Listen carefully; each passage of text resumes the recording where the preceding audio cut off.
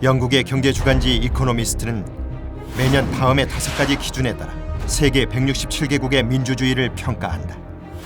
선거 과정과 절차는 자유롭고 공정한가? 정부의 기능은 합리적인가? 시민들의 정치 참여는 자유로운가? 정치 문화는 발전하고 있는가? 시민은 온전한 자유와 권리를 인정받고 있는가? 그 평가 결과는 아시아에서 일본 외에는 유일하게 충실한 민주주의를 이룩한 대한민국. 하지만 대한민국은 2번의 쿠데타, 2번의 종신 집권 기도, 3번의 국회 강제 해산, 9번의 헌법 개정 등 파란만장했던 민주주의의 역사를 겪어야 했다. 1948년 8월 15일 대한민국 출범 이후 굴곡을 거치면서도 전진해 오늘날 충실한 민주주의 국가로 자리 잡기까지의 역사를 되돌아본다.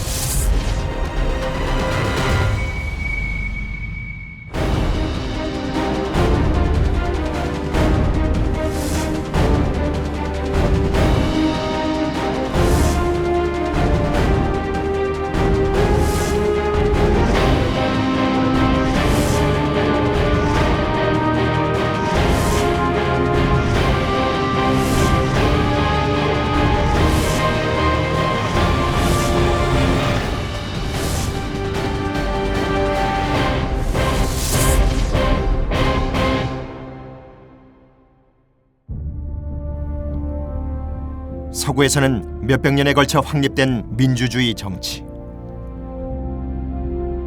하지만 대한민국에서는 1948년 일거에 도입되었다.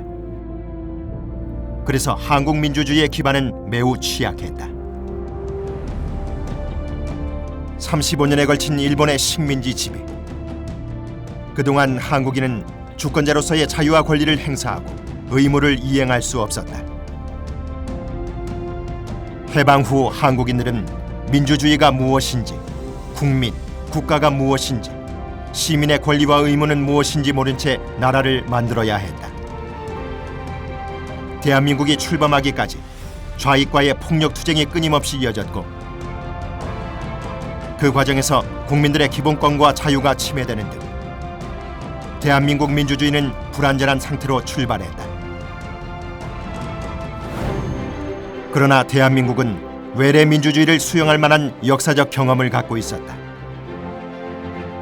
조선시대에는 사헌부, 사간원의 간관이 국왕과 관료를 비판 견제하고 제야의 양반 지식인들도 국정을 비판하는 상소를 올리는 공론 정치가 행해졌으며 이는 훗날 지식인과 언론의 정치 권력에 대한 비판으로 이어졌다.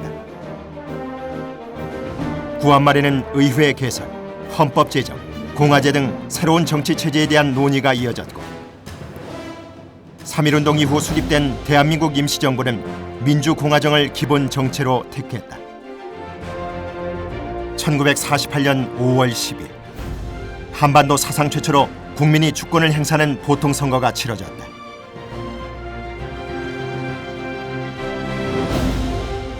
등록 유권자의 95.5%라는 놀라운 투표율은 새 민주국가 건설에 대한 국민의 강한 열망을 말해준다.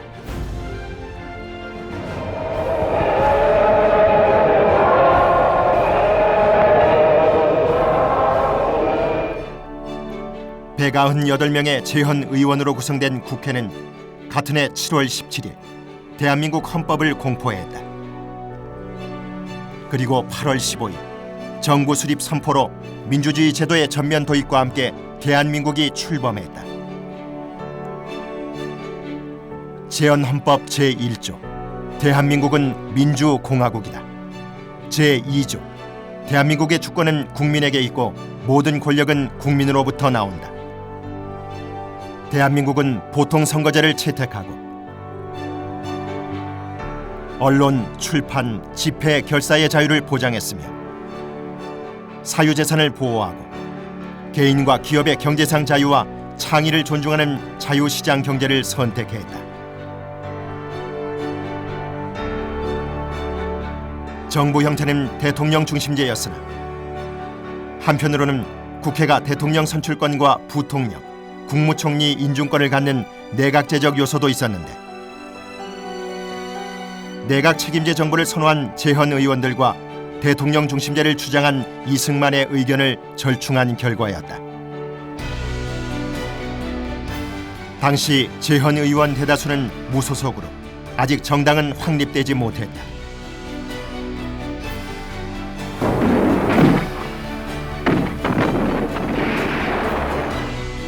6.25 전쟁 중 이승만은 재선을 위해 국회가 아닌 국민이 직접 대통령을 선출하도록 헌법을 개정하고자 했으나 국회는 내각 책임제 개헌을 주장했다.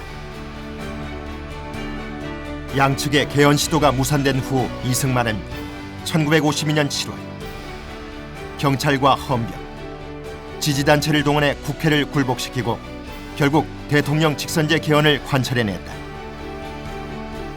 이 과정에서 민주주의 헌정은 손상을 입었으나 국민이 대통령을 선출하는 권력 구조가 만들어질 수 있었다. 이후 이승만 정권은 권위주의의 길로 들어섰다. 이는 한편으로는 6.25 전쟁의 영향 때문이었고 또 다른 한편으로는 이승만의 강력한 권력의지 때문이었다.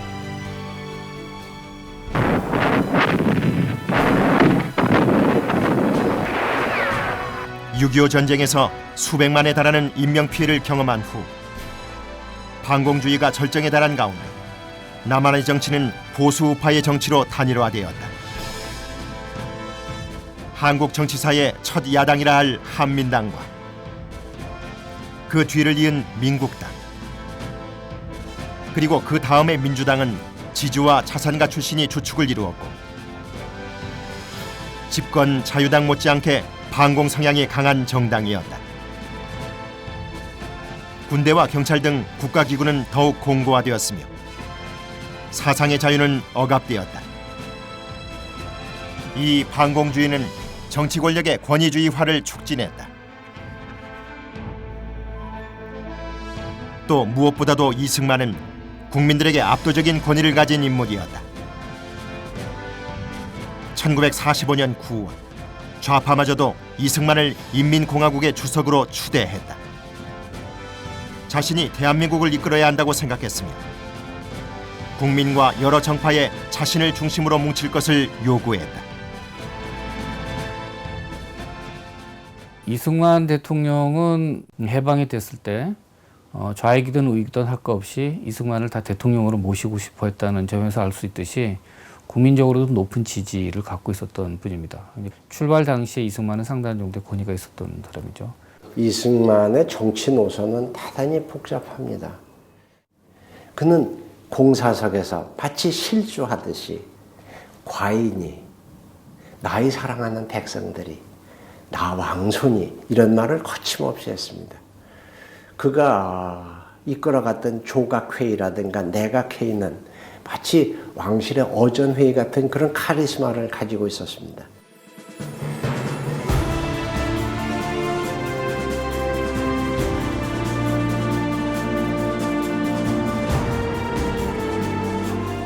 그는 1954년 초대 대통령에 한해 중임 제한을 없애도록 헌법을 개정하며 종신 집권의 길을 열었다. 이로써 한 사람의 권력자를 위해 헌법마저 개정하는 1인 중심의 권위주의 체제가 수립된 것이다. 선거와 같은 절차적 민주주의와 대의제도의 골격은 유지되었으나 집권 세력의 권력 남용은 더 심각해졌다. 그러니까 개인적으로 가지고 있었던 그런 어떤 독립 시기의 경력, 또 집안의 혈통, 또 교육 기반 뭐 이런 것을 배경으로 해서 가지고 있었던 일인의 가부장적인 어떤 성격 또 퍼스널리티를 근간으로 하는 그런 권위주의 체제였다. 당시 이승만은 국민의 추앙을 받는 존재였다. 1956년 자유당의 대통령 선거 포스터 구호는 위대한 국부 이승만 박사를 대통령으로 다시 모시자였으며 1960년 선거에서도 나라 위한 80평생 합심하여 또 모시자라고 표현할 정도였다. 또 1955년부터 해마다 3월 26일이면 이승만의 생일을 축하하는 정부 주최의 경축 행사가 전국 주요 도시에서 성대히 열렸다. 그러나 이 시기 권위주의화 속에서도 민주적 진전은 있었다. 첫째로 여야 정당 정치의 발전이었다. 1950년대 초 대통령 직선제 개헌 과정에서 이승만 지지자들로 구성된 집권당과 반 이승만 세력이 결집한 야당으로 양당 경쟁 구도가 형성되었다. 양당 정치 체제가 제대로 구축되기 시작한 것은 결국 이승만 정치 세력에 대한 찬반으로 갈리면서 1955년 민주당이 신익희 씨 주도에 하에서 만들어졌을 때 결국 자유당과 민주당이라고 하는 양당 체제가 제대로 성립되었다고 볼 수 있습니다. 60년대, 70년대, 80년대 여야 양당 체제로 가는 것이 거의 전통으로 유지되어 나왔다고 할 수 있겠습니다. 둘째로 선거 역시 민의를 반영하는 장치로 작동했다. 못 살겠다 갈아보자. 갈아봤자 별 수 없다. 1956년 5월에 펼쳐진 정부통령 선거에서 여야의 치열한 경쟁이 벌어졌다. 제1야당의 대통령 후보 신익희가 유세도 중 급소하여 이승만이 무난하게 대통령에 당선됐으나 부통령에는 야당의 장면 후보가 당선됐다. 1958년 국회의원 선거에서도 야당의 의석이 대폭 늘어났다. 셋째, 가장 중요한 것으로 자유, 평등, 국민 주권의 민주주의 가치를 교육받은 세대가 등장하였다. 6.25 전쟁 휴전 후부터 초등학교 의무교육제가 본격 시행되어 1950년대 말 초등학교 취학률이 99%에 달했으며 중등학교와 대학교 학생 수도 크게 늘었다. 학생들은 학교 교육을 통해 주권 재민과 국민의 기본권, 참정권 등 서구 민주주의의 원칙과 가치를 이해하게 되었다. 살구가 어떻게 일어날 수 있었을까? 그런 저는 상당히 교육의 힘이 굉장히 컸다고 생각합니다. 민주주의 교육의 문제. 그것을 통해서 우리가 이제 자유민주주의를 체득해 나가는 굉장히 중요한 그 계기를 마련했다고 생각합니다. 여야 정당 정치의 발전, 선거의 시행, 민주주의 가치의 교육 등 세 요인은 1960년 이승만 정권을 무너뜨리는 4.19 혁명의 추동력이 되었다. 1960년 이승만은 이미 85세의 고령이었다. 그런데 야당의 대통령 후보였던 조병옥이 선거 한 달 전에 갑자기 사망하여 이승만의 대통령 당선에는 아무런 문제가 없었다. 문제는 부통령 선거였다. 차후 그의 사망이나 와병 등 유고 시에는 부통령이 대통령직을 승계할 것이기 때문에 집권 자유당은 반드시 부통령 선거에서 이겨야 했다. 자유당 후보 이기붕의 부통령 당선을 위해 이승만 정권은 유령 유권자 조작, 관권 동원에 의한 유권자 협박, 3에서 5인조 공개 투표, 기권자 대리 투표, 투표함 바꿔치기, 득표수 조작 등의 대대적인 선거 부정을 저질렀다. 그 덕에 이기붕은 80% 가까운 득표로 부통령에 당선됐지만 국민들은 그를 인정하지 않았다. 선거 당일 마산을 비롯한 전국 주요 도시에서 항의 시위가 벌어졌다. 경찰의 발표로 사상자가 나자 국민은 분노하였다. 특히 선거 당일 마산의 시위에서 실종된 고등학생 김주열의 시신이 4월 11일 눈에 최루탄이 박힌 참혹한 모습으로 마산 앞바다에 떠오르자 부정선거에 대한 항의 시위가 4월 19일 서울과 전국 주요 도시에서 일제히 벌어졌다.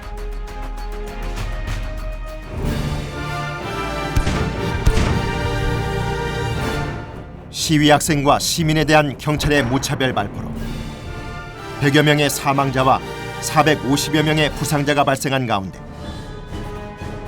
정부는 비상계엄을 선포했다.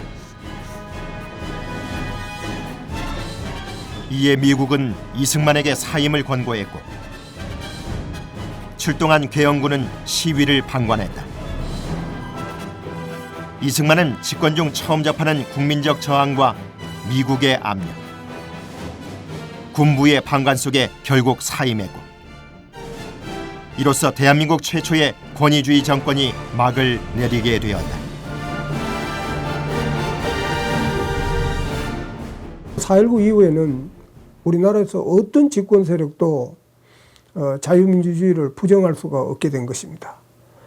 심지어 독재를 하면서도 자기네들은 자유민주주의를 위해서 일시적으로 자유를 제한할 수밖에 없다 하는 이런 논리를 내세워서 자유민주주의 자체를 부정하지는 않고 이 자유를 제한하는 것이 일시적이다 하는 이러한 이제 논리를 내세웠죠. 그래서 4.19 혁명이 가지는 정치적인 의미는 우리나라의 자유민주주의 정신과 또 국민의 주권의식을 확립하는 데 큰 밑거름이 되었다고 할 수가 있겠습니다. 이승만 하야 후 야당인 민주당의 주도로 내각 책임제 개헌이 이루어졌다. 선거에서도 민주당이 압도적 다수 의석을 얻어 집권했으나 통치권을 가진 총리직을 두고 윤보선을 중심으로 한 구파와 장면을 중심으로 한 신파가 분열했고, 윤보선 대통령, 장면 총리의 정부가 출범한 후에는 그동안 억눌렸던 국민의 요구가 분출되면서 사회는 더욱 혼란스러워졌다. 일단의 군부에게는 이것이 기회였다.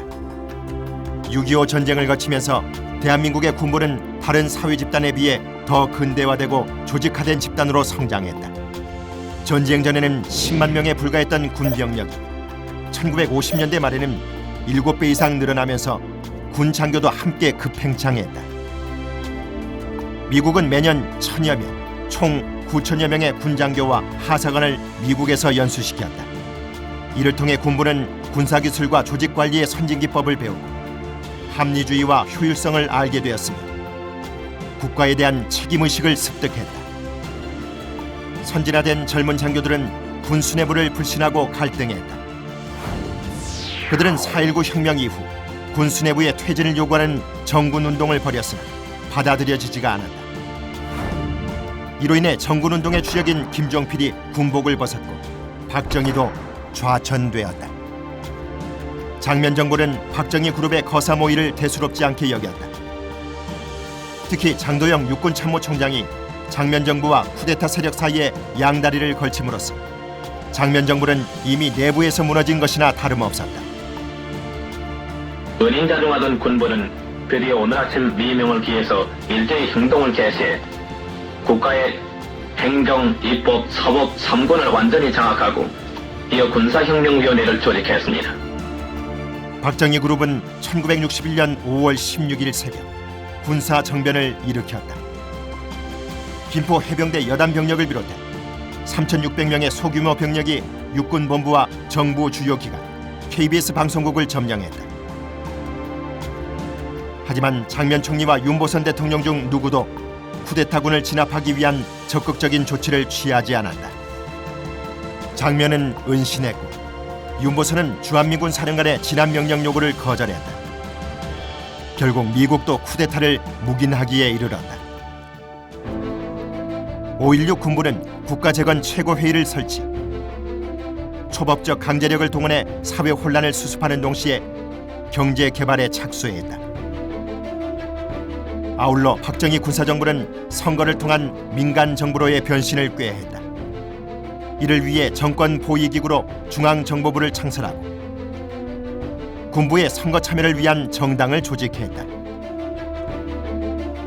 1962년 12월 정부 형태를 국민 직선에 의한 대통령제로 바꾼 개헌안이 국민투표에서 통과되었다.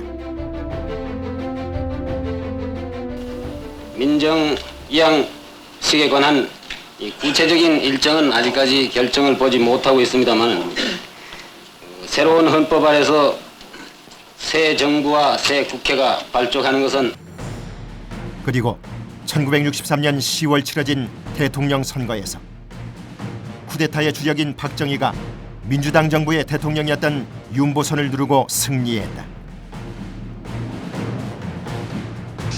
득표수는 박정희 470만 표, 윤보선 455만 표, 불과 15만 표라는 근소한 차이의 승리였다. 이렇게 쿠데타 군부는 직접 통치 대신 민정으로 전환했으니 군의 유사 민간화였다.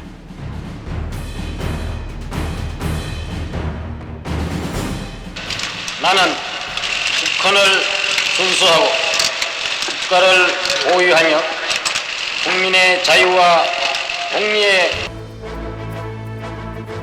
이로써 민주주의 정당 정치와 대의 제도가 다시 복원되었다. 박정희 정부는 쿠데타 첫 해부터 한일 국교 정상화를 추진했다. 2인자였던 중앙정보부장 김종필은 1962년 11월 일본 도쿄에서 오히라 외상과 만나 일본이 한국에 지원할 금액의 규모 등에 관해 합의했다. 이후 새로 출범한 박정희 정부는 1964년 회담 타결을 서둘렀다. 이를 매국 굴욕 외교라 본 야당과 대학생들은 강력한 반대 투쟁을 전개했다. 1964년 3월 이후 한일 회담을 반대하는 반정부 시위가 격화되었다. 이를 아무 대안 없는 반대일 뿐이라 여긴 박정희는 군을 동원해 진압하였다.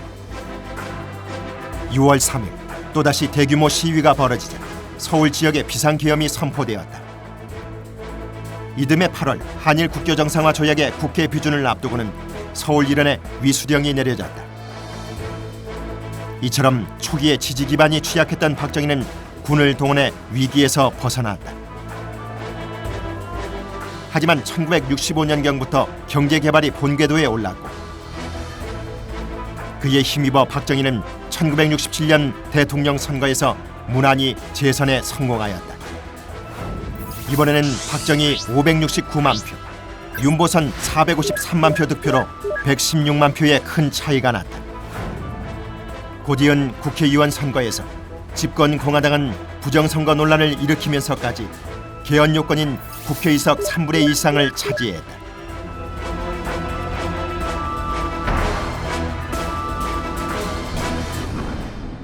여야 정치인들의 논쟁의 초점이 되고 있는 개헌 문제를 통해서 박정희는 1969년 삼선 개헌에 나섰다. 삼선 개헌에 대해서는 당내 2인자였던 김종필 지지 세력이 반발하고 야당 학생들이 강력히 저항했으나 박정희는 다시금 중앙정보부와 군을 동원하여 삼선 개헌을 단행했다. 그리고 1971년 대선에서 젊은 야당 후보였던 김대중의 도전을 물리치고 삼선에 성공하기에 이르렀다.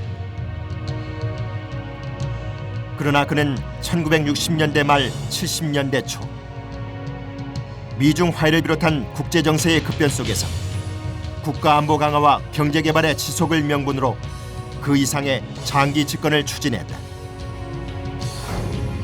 북한은 특수군을 보내 청와대를 습격하는 등 대남 군사 도발을 강화했지만 월남전에서 실패한 미국은 향후 아시아에서의 지상전에 개입하지 않겠다는 방침을 세우고 주한미군의 철수를 시작했다. 또 미국, 일본과 중국 간의 국교 정상화 교섭 등 냉전 체제의 해빙이 시작되었다. 박정희에게 이는 최고의 안보 위기이자 국가의 위기였다. 그는 자신만 이 위기를 극복할 수 있으며 계속 집권해야 한다고 생각했다. 특별선언을 발표하고 우리의 모든 체제에 유신적인 일대 개혁을 시작했습니다. 박정희는 1972년 10월 다시 한번 군을 동원하여 비상계엄을 선포하고 헌정을 중단시켰다. 계엄령 하의 삼엄한 분위기 속에서 새 헌법이 국민투표에서 통과되었다. 이제 국민의 직접 선출이 아니라 통일주체 국민회의에서의 간접선거, 이른바 체육관 선거를 통해 대통령을 선출하게 되었다.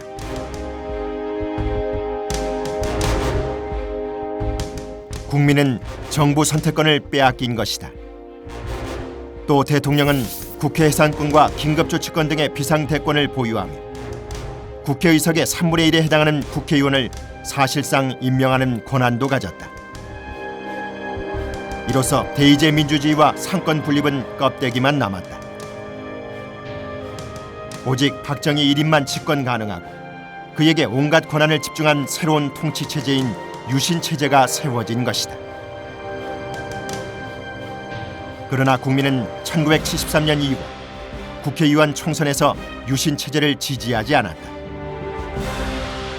집권 공화당은 39%의 득표율을 올렸으나 야당인 신민당과 민주통일당의 득표율의 합계는 43%나 되었다.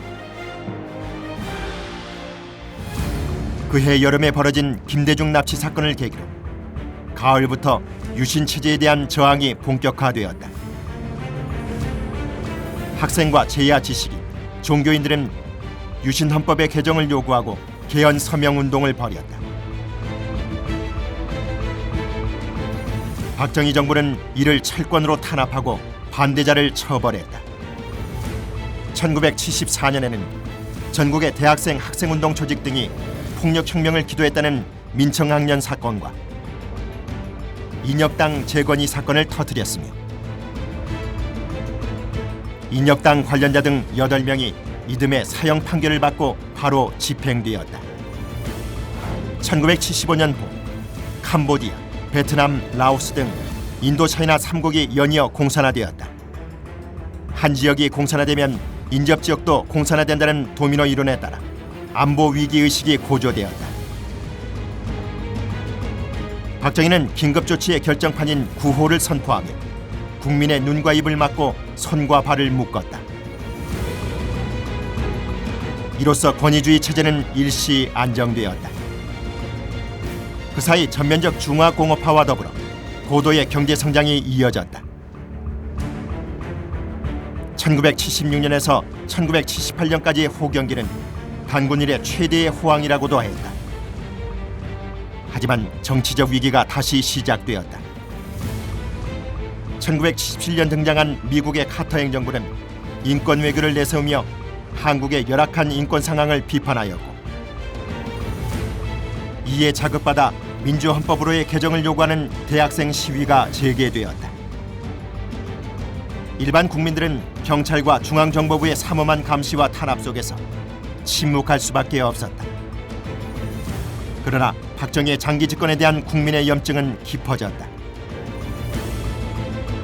다수 국민은 유신 체제 하에 제한된 선거에서나마 표를 통해 박정희 정권을 심판하고자 했다. 1978년 말 총선에서 국민은 집권 여당보다 야당에 더 많은 표를 주었는데 이는 민심이 정권에서 떠나고 있음을 뜻했다.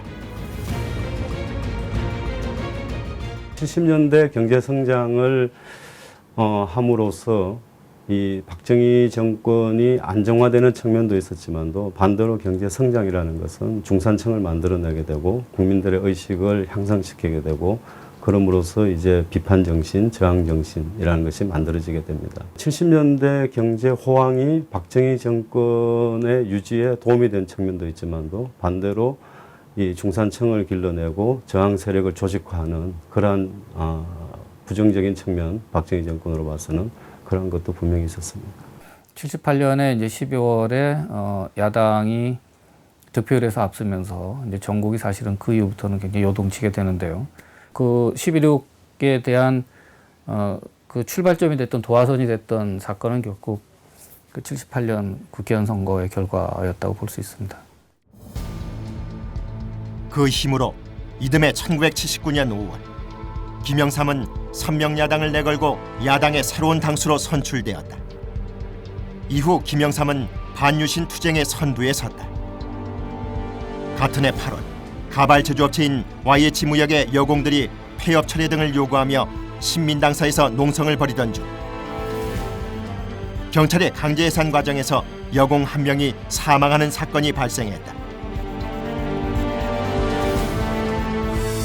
9월 김영삼은 미국 뉴욕타임즈와의 회견에서 미국 정부가 박정희 정부에 대해 민주화 조치를 취하도록 공개적이고 직접적으로 압력을 행사해야 한다고 발언했다.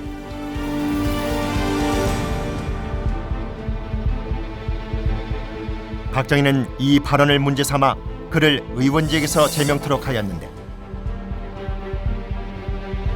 이러한 강경 조치에 대해 10월 김영삼의 정치적 기반인 부산과 마산에서 학생과 시민이 대거 항의하였다.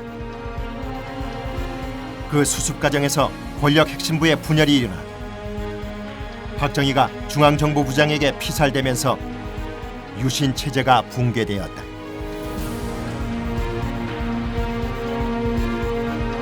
그 후 민주화에 대한 국민의 기대와 열망은 더욱 커졌다.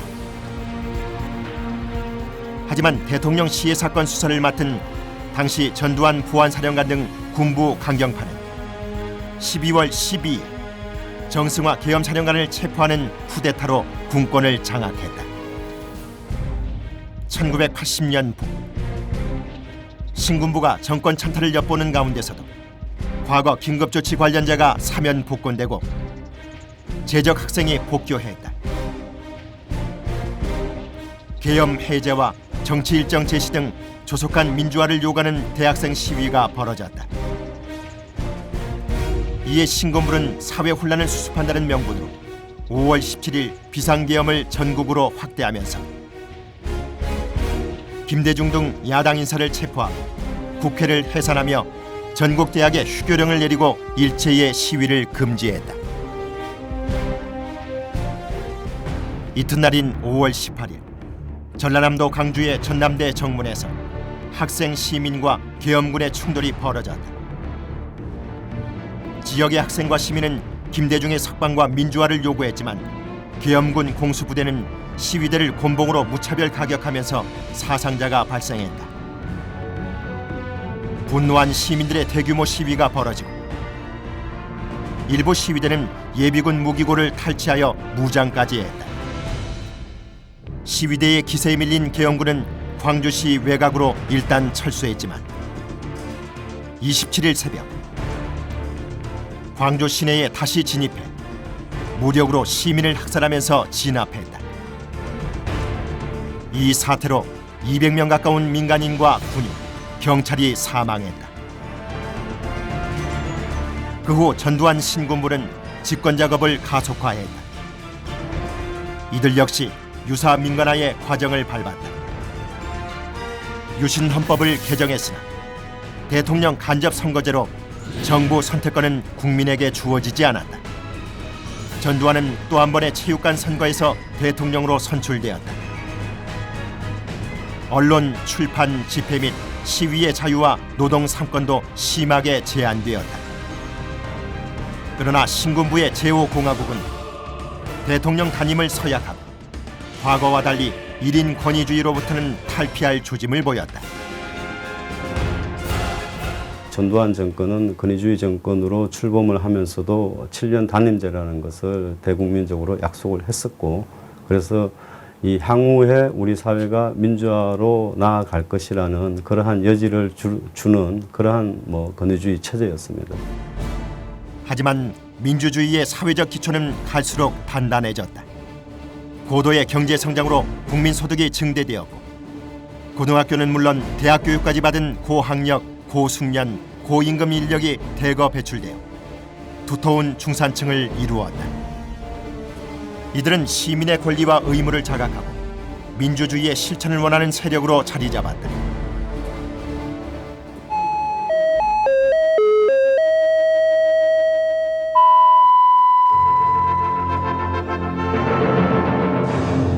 전두환 대통령은 서울올림픽 방해책동에 대비해 공항과 항만의 경계태세를 강화하라고 지시했습니다. 네, 여러분 안녕하십니까. 목요일 밤 MBC 뉴스데스크입니다. 전두환 대통령은 이들에게 체육관에서 선출하는 대통령. 저녁 9시에 뚜뚜전 뉴스, 땡전 뉴스는 참을 수 없는 일이었다. 전두환 정부가 출범한 이후 학생운동은 오히려 더욱 확산되었다. 학생운동은 전두환 정권 성립을 미국이 도왔다고 주장하며 반미 성향을 띠기 시작했다. 이들 중에서 사회주의 혁명을 궁극적 목적으로 추구하는 세력도 등장했다.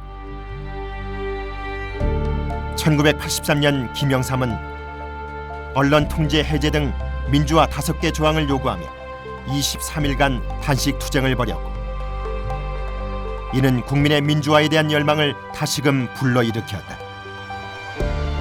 신군부 정권의 강력한 경제 안정화 조치와 세계 경제 회복 등에 힘입어 경제는 성장 기조를 되찾았다.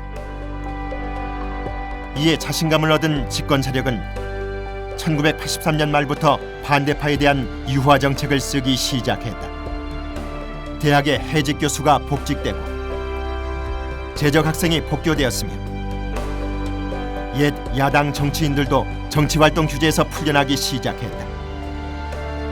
이른바 유화 국면이 조성되었다.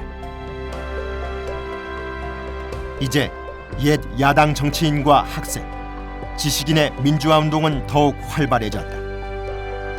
가택연금에서 풀린 김영삼과 사형에서 감형되고 미국으로 보내진 김대중은 1984년 5월 민추협, 민주화 추진협의회를 만들어 각종 성명서 발표나 집회를 통해 전두환 정권의 민주화를 요구했다.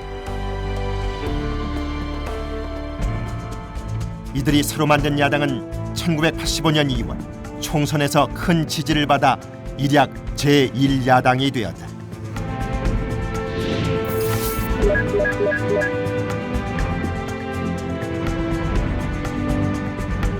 새 야당은 국민의 정부 선택권을 회복하는 직선제 개헌운동을 시작했다. 대학가 학생운동의 핵심 세력은 민족해방 민중민주주의 혁명을 지향했으나 당면 과제로서 제도권 야당들의 대통령 직선제 개헌운동에도 적극 동참했다. 이와 함께 운동권 학생들은 노동자 의식화 투쟁에도 힘썼다. 그러던 중 시위 학생과 노동운동 참여 학생을 색출 검거하려던 경찰이 여대생을 성고문하거나 대학생을 고문 끝에 사망케 하는 일이 벌어졌다.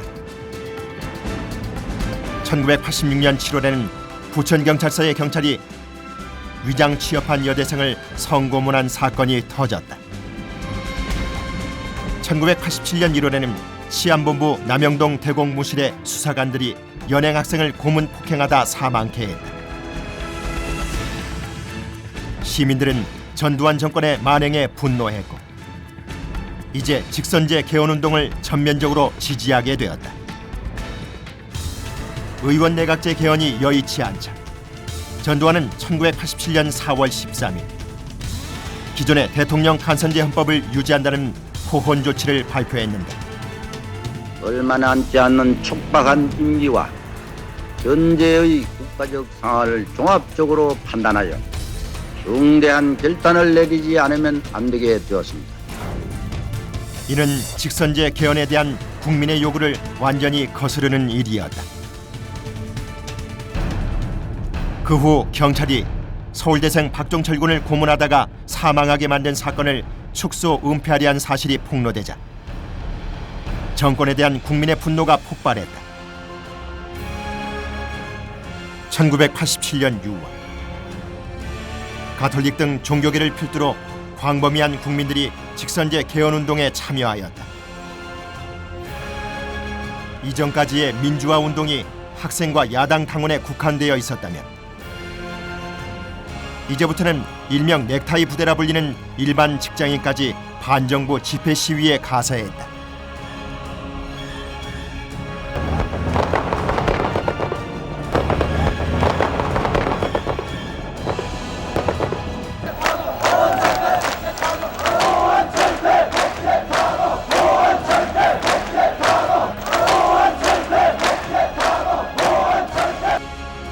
이 끓어오르는 국민의 민주화 요구를 경찰력으로 막을 수 없었고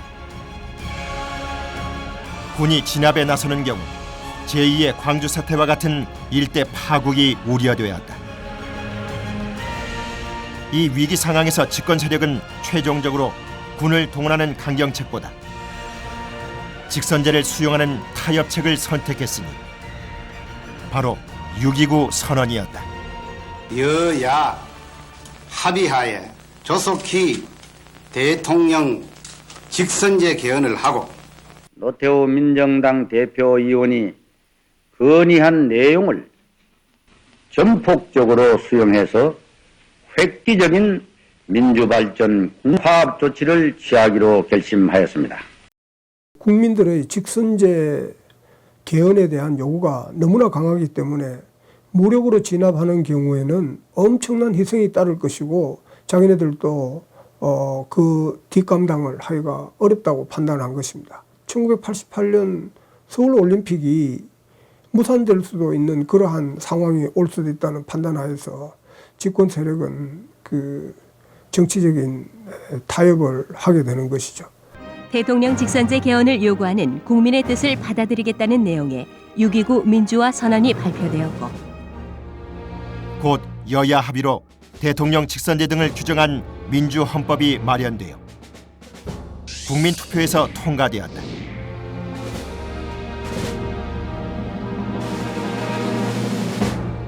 이로써 대한민국은 타협에 따른 평화적 민주화의 길로 들어섰다.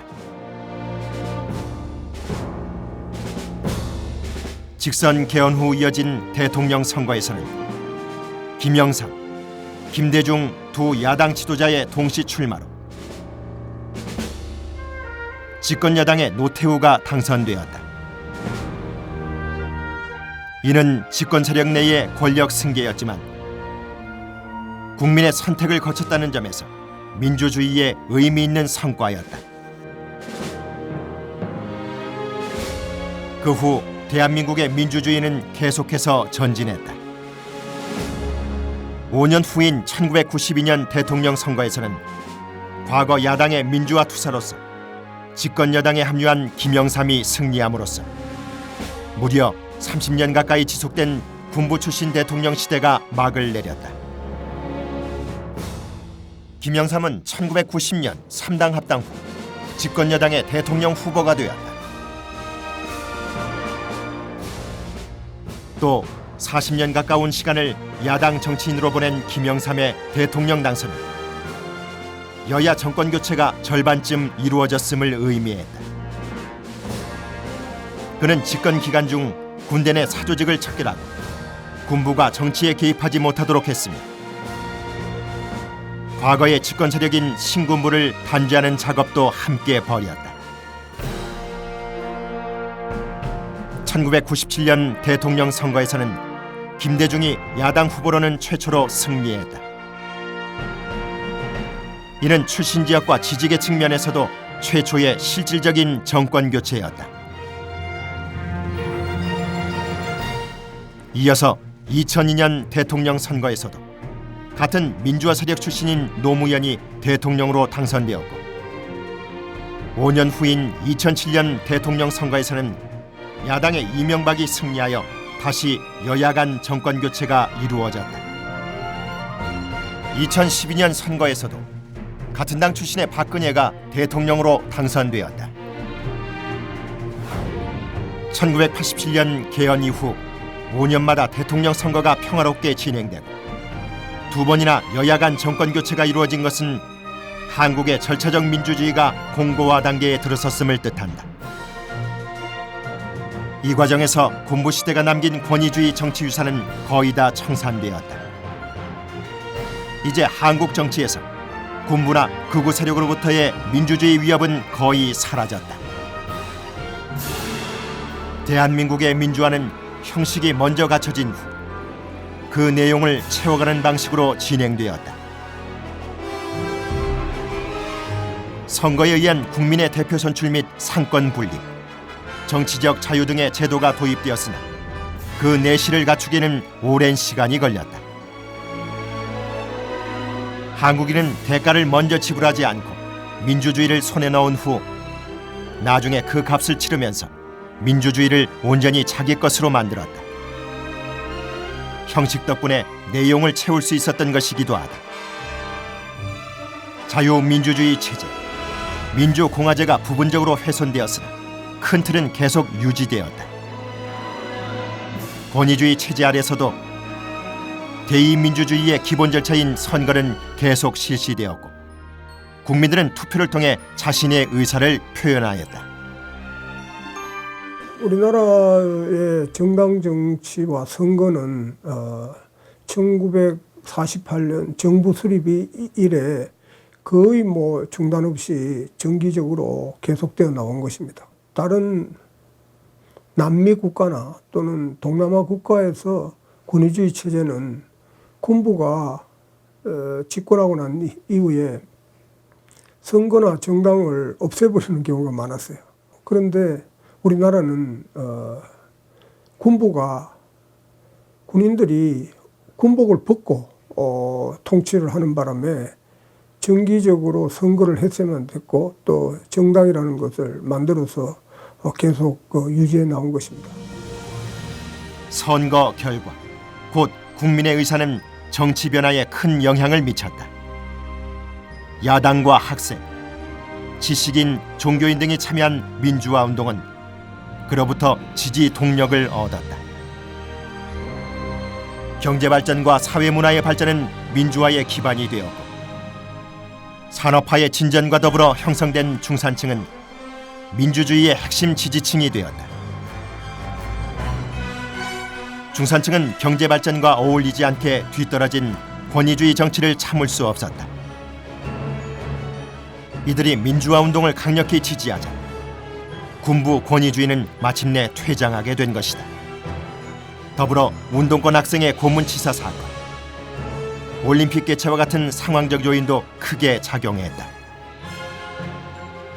1987년 발생한 고문치사 사건은 전 국민적인 분노를 일으켰으며 올림픽 개최가 임박하자 집권 세력은 강압 조치를 쓸 수 없었다. 마지막으로 대한민국의 민주화는 점진적 타협적인 민주화였기 때문에 처음에는 그 이후의 전개 방향이 분명치 않았지만 사회적 혼란을 줄이면서 전진할 수 있었다. 이처럼 1948년 민주헌정제도가 도입되고 1987년에는 그 내실이 갖춰지면서 절차적 민주주의의 공고화가 이루어졌다. 이제 남은 것은 민주주의의 내실을 채우는 것이다. 이게 민주화라는 게 어느 시점에서 끝이 나는, 종료되는 것이 아니라 계속적으로 가야 되는 거죠. 그러니까 지금 우리는 이제 민주주의를 성취를 했고 그래서 공고화 단계로 갔고 이제는 뭔가 심화되는 형태로 조금 더 한 걸음 더 진전되어 나가야 되는데, 공동체가 같이 살아갈 수 있도록 하는, 더불어 사는 삶에 대한 고민, 이것도 같이 가야 이게 민주주의가 이루어질 수 있다는 거죠. 또 공동체에 대해서 자기 스스로가 권리만을 주장할 게 아니라 내가 이 공동체의 발전에서 어떤 역할을 해야 되느냐에 대한 고민, 이런 것들이 같이 가야 될 필요가 있고, 그런 의미에서 본다면 그런 어떤 시민 정치 교육이라 그럴까, 그런 데 대해서도 우리 사회가 이제는 좀 심각하게 고민을 해봐야 될 문제라고 생각합니다. 일반 시민들의 참여라는 부분이 상당히 부족하고 풀뿌리 민주주의가 굉장히 취약한 것이 우리 민주주의의 현실입니다. 이 풀뿌리 민주주의를 어떻게 활성화시킬 것이냐, 그리고 일반 시민들의 생활 정치에 참여, 이 부분들을 어떻게 확산시킬 것이냐, 거기에 대한 고민이 있어야 되고, 그러한 부분들이 이루어질 때 우리 민주주의가 한 단계 더 도약할 수 있다고 봅니다. 이제 우리 사회는 사회 갈등의 조정장치로서 정치의 기능을 높이는 일, 안정적 리더십을 구축하는 일, 그리고 정치적 책임성을 강화하는 일이 필요하다.